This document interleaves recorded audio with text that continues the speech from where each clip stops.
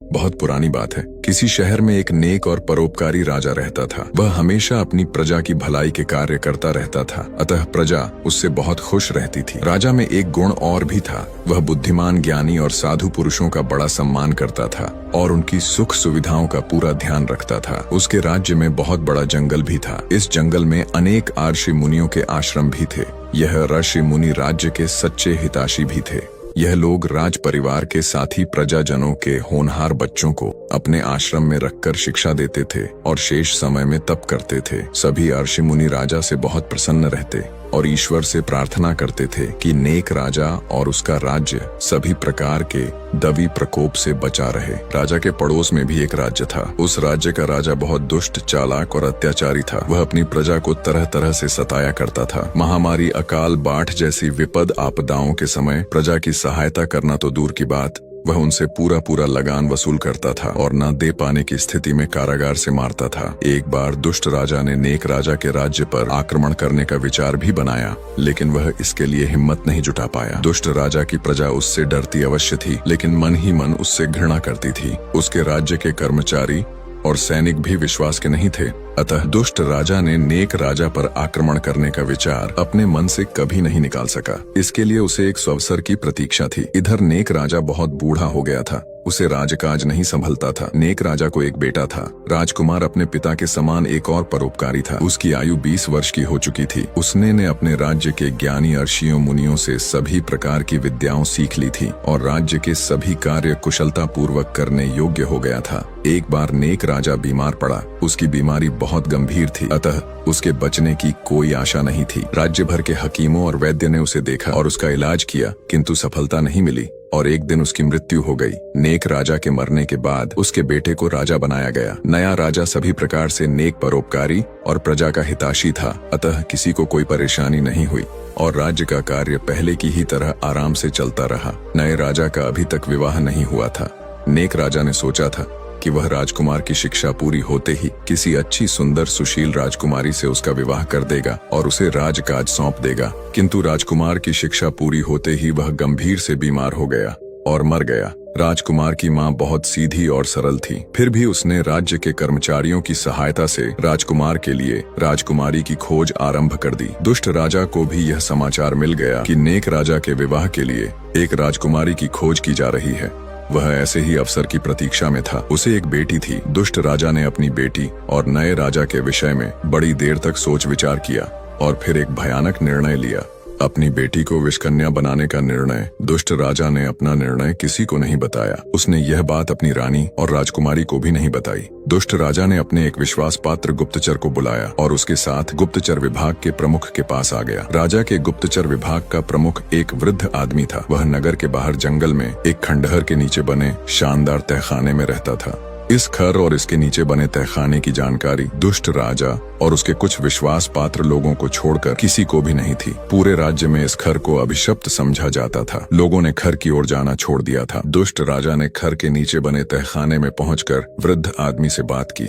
उसने उसे अपनी योजना के बारे में बताया। उसने गुप्तचर विभाग के प्रमुख को बताया कि वह अपनी राजकुमारी को विषकन्या बनाना चाहता है। उसने अपनी योजना को स्पष्ट करते हुए कहा कि वह नए राजा के पास जाकर पहले अपनी गलतियों के लिए क्षमा मांगेगा और इसके बाद अपनी बेटी के विवाह का प्रस्ताव रखेगा। राजकुमार बहुत नेक और दयावान है, अतः वह उसे माफ कर देगा। इसके साथ ही रूपवान होने के कारण वह उसकी बेटी से विवाह भी कर लेगा। इस प्रकार नए राजा की पत्नी एक विषकन्या बन जाएगी। इस विषकन्या के विष के प्रभाव से नया राजा अगले दिन की सुबह नहीं देख पाएगा। इसी समय दुष्ट राजा नए राजा के राज्य पर आक्रमण कर देगा और उसे अपने राज्य में मिला लेगा। गुप्तचर विभाग के प्रमुख व्यक्ति के मन में थोड़ी इंसानियत बची हुई थी। उसने राजा को समझाया कि वह इस कार्य के लिए अपनी बेटी की जिंदगी ना बर्बाद करे, लेकिन राजा ने उसकी बात नहीं मानी। राजा का कहना था कि उसके राज्य में कोई सुंदर लड़की नहीं है और यदि कोई सुंदर लड़की मिल भी जाए तो उसे विषकन्या बनाने से कोई लाभ नहीं होगा,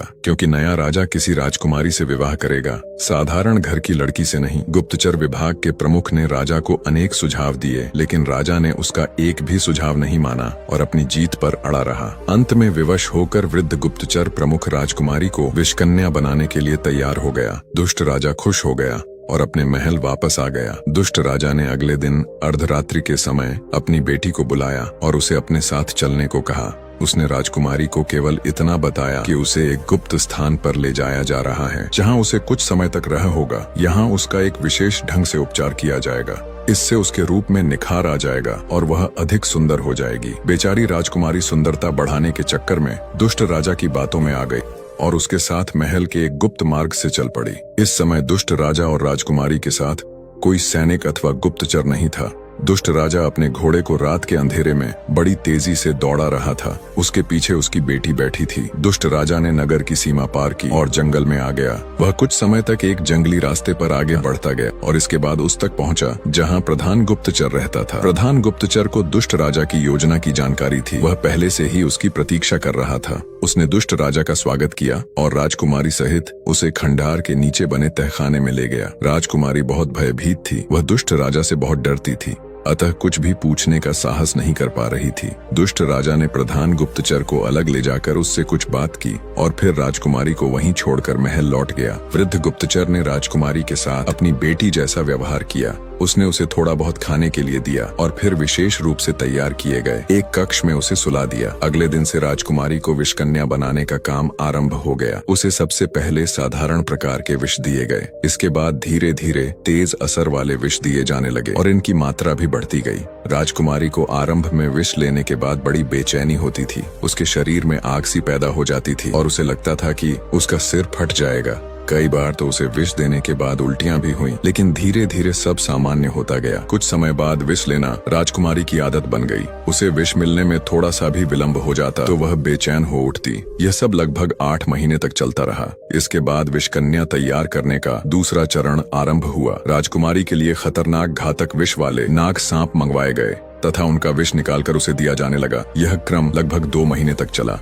राजकुमारी इतनी विशाल हो चुकी थी कि उस पर नाग के विष का कोई प्रभाव नहीं पड़ता था। एक दिन एक नाग को राजकुमारी के सामने लाया गया। प्रातः काल का समय था। राजकुमारी नाग को देखकर पहले तो कुछ डरी, लेकिन कुछ ही पलों में सामान्य हो गई। वृद्ध प्रधान गुप्तचर के कहने पर उसने अपना मुंह खोला और जीभ बाहर निकाल दी। उसी क्षण नाग ने उसकी जीभ पर पूरी ताकत से फन पटक कर डसा। सांप को शायद पहले से ही जीभ पर डसने का अभ्यास कराया गया था। राजकुमारी के शरीर में आग सी जल उठी और उसका सिर फटने लगा। वह लहराई और जमीन पर लेट गई। वृद्ध गुप्तचर ने उसे एक बिस्तर पर लिटाया और पास खड़ा उसे देखता रहा। राजकुमारी अचेत नहीं थी। वह नाग के विष के नशे में थी। आज उसे बहुत आनंद आ रहा था। दुनिया को भयानक दिखने वाला नाग उसे बड़ा प्यारा लग रहा था। वह नशे की स्थिति में दोनों आंखें बंद किए नाग के साथ खेलती रही। वह सांप को पकड़ती, सांप उसे काटता, वह उसे छोड़ देती। राजकुमारी यह स्वप्न पूरे दिन और पूरी रात देखती रही। अगले दिन जब राजकुमारी उठी तो वह सामान्य स्थिति में थी। वह स्नान करके वृद्ध प्रधान गुप्तचर के पास पहुंची। वह नाग पहले से मौजूद था। पिछले दिन के समान सांप ने राजकुमारी की जीभ पर पुंड डसा। राजकुमारी पहले की तरह नशे में अचेत होकर गिर पड़ी, लेकिन इस बार उस पर सांप के विष का कम प्रभाव पड़ा और रात होते होते वह होश में आ गई। सांप का विष लेना धीरे धीरे उसकी आदत बन गई। यह क्रम 2 माह तक चलता रहा। इसके बाद राजकुमारी के सौंदर्य वर्धन के प्रयास आरंभ हो गए। उसके लिए तरह तरह की जड़ी बूटियों के लेप तैयार किए गए और मानव रक्त तथा गद्दी के दूध की व्यवस्था की गई। राजकुमारी को प्रतिदिन पहले जड़ी बूटियों का लिप लगाया जाता, इसके बाद मानव रक्त से और फिर गद्दी के दूध से स्नान कराया जाता था तथा अंत में नाक से डसकर सुला दिया जाता था। राजकुमारी पर अब नाक के विष का अधिक प्रभाव नहीं पड़ता था। वह 1-2 घंटे उसके विष के नशे में रहती और फिर सामान्य हो जाती। कुछ ही समय में यह स्थिति भी समाप्त हो गई और राजकुमारी नाक के साथ इस प्रकार खेलने लगी मानो वह बच्चों का खिलौना हो। राजकुमारी को खर के नीचे बने आरामदायक तहखाने में रहते रहते लगभग 1 वर्ष हो चुका था। इस मध्य उसे विष लेने के साथ ही और भी बहुत कुछ सिखाया गया था। उसे संगीत, गायन और नृत्य की शिक्षा दी गई। मदिरा पान का भी अभ्यास कराया गया। इसके साथ ही साथ उसे पुरुषों को सम्मोहित करने की कला का भी प्रशिक्षण दिया गया। इन सब चीजों ने राजकुमारी का पूरा जीवन ही बदल दिया था। राजकुमारी अब पहले जैसी राजकुमारी नहीं रह गई थी। अब उसका रूप और सौंदर्य पहले से कई गुना बढ़ गया था तथा उसकी आंखों में गजब की सम्मोहन शक्ति पैदा हो गई थी। राजकुमारी की सुंदर आंखें इस प्रकार हो गई थीं, यदि कोई उसकी आंखों में आंखें डाल देता तो फिर अपनी आंखें हटा नहीं सकता था। इतना ही नहीं, राजकुमारी की आंखों की सम्मोहन शक्ति इतनी प्रबल कि वह अपनी सम्मोहन शक्ति के बल पर धीरे धीरे सामने वाले व्यक्ति को नियंत्रित कर सकती थी। एक दिन राजकुमारी वृद्ध प्रधान गुप्तचर के कक्ष में बैठी सांप के विष की प्रतीक्षा कर रही थी। सांप को लाने में विलंब के कारण वह कुछ अशांत सी दिखाई दे रही थी। एक नाग की कुछ दिन पहले मृत्यु हो गई थी तथा दूसरा नाग कुछ सुस्त दिखाई दे रहा था। कुछ समय बाद एक सेविका सांप लेकर आ गई। सांप को थैले से बाहर निकाला गया तथा राजकुमारी के मुंह के पास लाया गया। सांप ने राजकुमारी की ओर देखा। सांप ने अपना अपना फन पीछे कर लिया। उसे देखकर ऐसा लग रहा था मानो वह राजकुमारी से भयभीत हो। समय पर राजकुमारी को विष न मिलने के कारण बेचैनी बढ़ती जा रही थी। वृद्ध गुप्तचर और सेविका, जो कि स्वयं एक विषकन्या थी, सांप को उत्तेजित करने का बहुत प्रयास किया, किंतु सांप टस से मस नहीं हुआ और उसने अपना फन नीचे कर लिया तथा भागने लगा। उसे भागता देखकर राजकुमारी की बेचैनी क्रोध में बदल गई। उसने दोनों हाथ बढ़ाकर सांप को पकड़ा और उसे काट डाला। एक आश्चर्य हुआ, सांप तड़पा और मर गया। पास खड़े प्रधान गुप्तचर ने यह देखा तो उसकी आंखों में चमक आ गई। राजकुमारी पूरी तरह विषकन्या बन चुकी थी। उसके विष के प्रभाव से ही नाग की मौत हुई थी। वास्तव में राजकुमारी की सांसें तक इतनी घातक हो चुकी थीं कि उसके विष के प्रभाव से किसी की भी मौत हो सकती थी।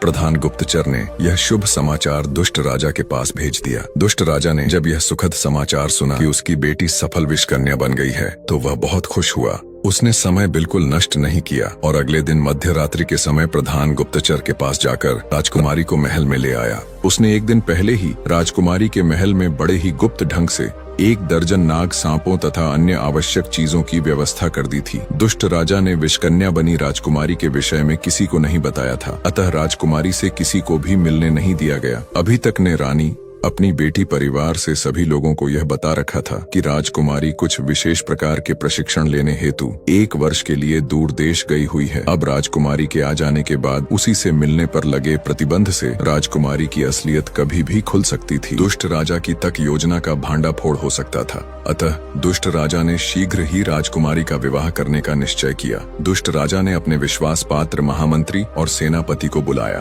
तथा उनके साथ मंत्रणा करने के बाद नए राजा के पास राजकुमारी के विवाह का संदेश भेजा।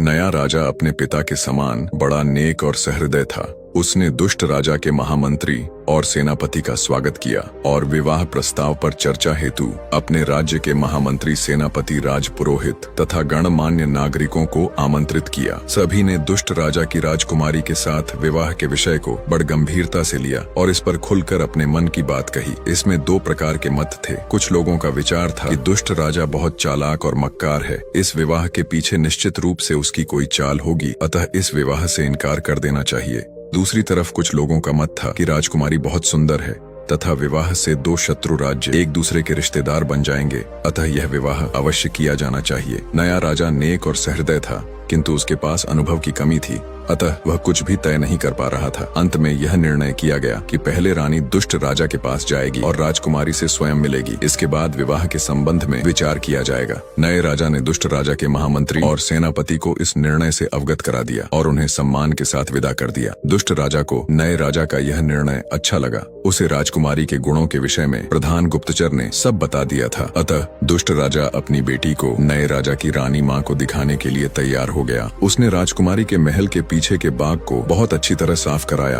और उसकी सजावट कराई। इसके बाद नए राजा की रानी माँ को निमंत्रण भेज दिया। दुष्ट राजा ने रानी के आगमन पर राजकुमारी के महल के बगीचे में एक भव्य कार्यक्रम आयोजित किया। इसमें दुष्ट राजा के सीमित लोग और रानी माँ के अतिरिक्त कोई नहीं था। राजकुमारी ने इस आयोजन में एक गीत गाया, संगीत की एक धुन बजाई और नृत्य किया। रानी माँ राजकुमारी के रूप के साथ ही उसके गुणों पर भी मोहित हो गई और रिश्ता पक्का करके अपने राज्य में वापस लौट गई। राजकुमारी और नए राजा का रिश्ता तय हो जाने के बाद दोनों राज्य के राजपुरोहित एक दूसरे से मिले और विवाह की तिथि निश्चित हो गई। राजकुमारी के विवाह के अवसर पर पूरे राज्य को सजाया गया और दुष्ट राजा के महल में शानदार प्रकाश की व्यवस्था की गई। विवाह के दिन दुष्ट राजा अपनी राजकुमारी के राजमहल और उसके आसपास के भवन ऐसे जगमगा रहे थे मानो स्वर्ग स्वयं धरती पर उतर आया हो। निर्धारित समय पर नए राजा के साथी आ गए और रात का अंधेरा होते होते बारात तैयार हो गई। इस बारात में नए राजा के कुलगुरु भी आए थे। कुलगुरु बड़े दिव्य और चमत्कारी शक्तियों के स्वामी थे। वह जंगल में रहते थे और जब तप करते थे। वह नए राजा के विशेष अनुरोध पर इस बारात में आए थे। गुरुकुल के पास एक पालतू भेड़िया था।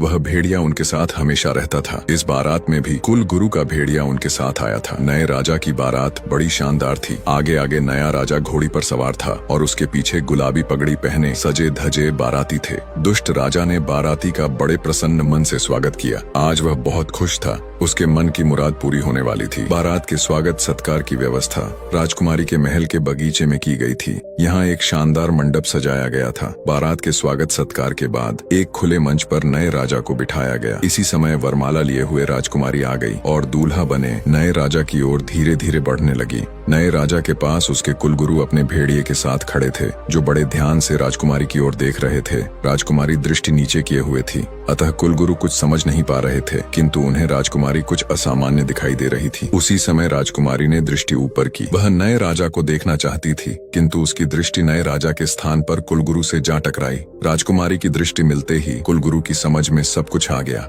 हमेशा शांत रहने वाले कुलगुरु के चेहरे पर कुछ क्षणों के लिए तनाव के लक्षण उभर आए। उन्होंने पल भर में ही एक कठोर निर्णय ले लिया। राजकुमारी नए राजा के बहुत निकट आ गई थी और उन्हें जयमाला पहनाने ही जा रही थी। अचानक कुलगुरु ने अपने भेड़िए को संकेत दिया। भेड़िया अपने स्थान से उछला और सीधा राजकुमारी की छाती पर सवार हो गया। राजकुमारी भेड़िए के आक्रमण को सह न सकी और घबराकर जमीन पर गिर पड़ी, लेकिन वह तुरंत संभल गई। उसने जयमाला फेंकी और भेड़िए का सिर पकड़कर गर्दन अपने मुंह में भर ली। इसके बाद जो कुछ भी हुआ उसे देखने वाले देखते ही रह गए। भेड़िया जमीन पर पड़ा था और विष के प्रभाव से उसके मुंह से झाग निकल रही थी। वह कुछ पल तड़पा और फिर शांत हो गया। राजकुमारी पूरी तरह संभल चुकी थी। उसे नए राजा के कुलगुरु पर बड़ा क्रोध आ रहा था। इसी कुलगुरु के भेड़िए ने उस पर आक्रमण किया था, अतः वह फुफकाती हुई कुलगुरु की ओर बढ़ी। कुलगुरु के पास ही रक्षक खड़ा था। उसने कुलगुरु की जान खतरे में देखी तो वह राजकुमारी पर झपटा। राजकुमारी क्रोध में थी। उसने रक्षक का भी वही हाल किया जो कुलगुरु के भेड़िए का किया था। उन दो मौतों से दोनों पक्षों के लोगों की समझ में आ गया था कि राजकुमारी विषकन्या बन चुकी है। वे यह अच्छी तरह समझ गए कि दुष्ट राजा ने नए राजा के राज्य को हड़पने के लिए षड्यंत्र रचा।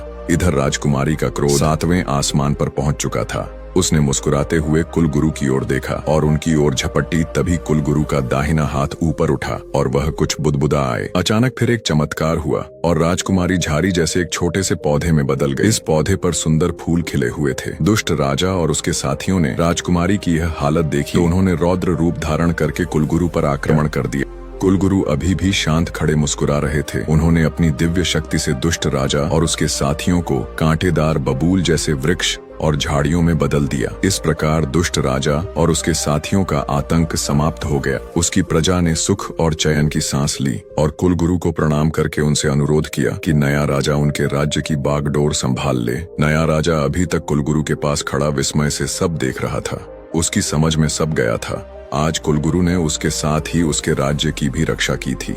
उसने कुलगुरु को प्रणाम किया और उनकी आज्ञा से दुष्ट राजा के राजे को अपने राज्य में शामिल कर लिया। कहते हैं कि राजकुमारी के शरीर के सभी अंगों में विष भरा था, इसलिए कंध के सभी अंग, फूल, पत्तियां, जड़ आदि विषैले होते हैं। दोस्तों, कहानी अच्छी लगी तो वीडियो लाइक करके चैनल को सब्सक्राइब जरूर करें।